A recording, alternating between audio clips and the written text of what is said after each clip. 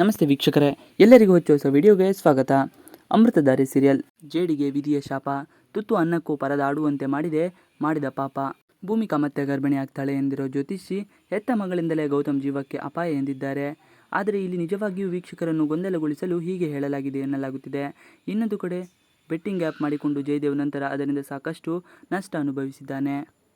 ಬೀದಿಯಲ್ಲೇ ಮಲಗುವಂತಾಗಿದೆ ಜಯದೇವ್ ಪರಿಸ್ಥಿತಿ.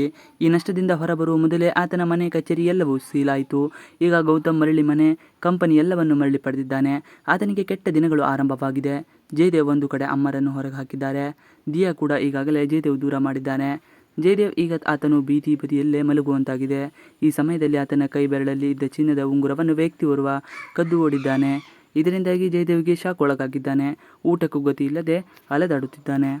ಈಗಾಗಲೇ ಜಯದೇವ್ನ ಕೆಟ್ಟ ಪರಿಸ್ಥಿತಿ ಬಂದಿದೆ. ಅವನ ತಾಯಿ ಬದಲಾಗಿದ್ದಾಳೆ. ಇನ್ನು ಗೌತಮ್ಗೂ ಮನೆ ಮರಳಿ ಸಿಕ್ಕಿದೆ. ಈಗ ಅವರ ಜಾತಕದಲ್ಲಿ ಮಗಳಿಂದ ಕೆಟ್ಟದಾಗುತ್ತದೆ ಎಂಬುದು ಬಂದಿದೆ. ಜ್ಯೋತಿಷ್ಯ ಈ ಮಾತಿನಿಂದ ಇನ್ನು ಕೆಲವು ವರ್ಷ ಅಮೃತಧಾರೆ ಮುಂದುವರೆಯಲಿದೆ ಅಂತೂ ಕಾಣುತ್ತಿದೆ. ಇದರ ಅರ್ಥ ಮಗಳಿಂದ ತೊಂದರೆ ಎಂದರೆ ಇದು ಕಳೆದು ಹೋಗಿರುವ ಮಗಳಿಂದ ಎನ್ನುವುದು ಈಗ ನಿಶ್ಚಯವಾಗಿದೆ. ಹಾಗಿದ್ದರೆ ಆ ಮಗಳು ಎಲ್ಲಿದ್ದಾರೆ ಎನ್ನುವುದು ಸದ್ಯಕ್ಕಿರುವ ಕುತೂಹಲ. ಜ್ಯೋತಿಷ್ಯ ಮಾತು ಕೇಳಿ ಕೆಲವರು ಭೂಮಿಕಾ ಮತ್ತು ಗೌತಮ್ ಇನ್ನೊಂದು ಹೆಣ್ಣು ಮಗು ಹುಟ್ಟುತ್ತದೆ, ಅದರಿಂದ ಸಮಸ್ಯೆ ಆಗಬಹುದು ಎಂದು ಹೇಳುತ್ತಿದ್ದಾರೆ.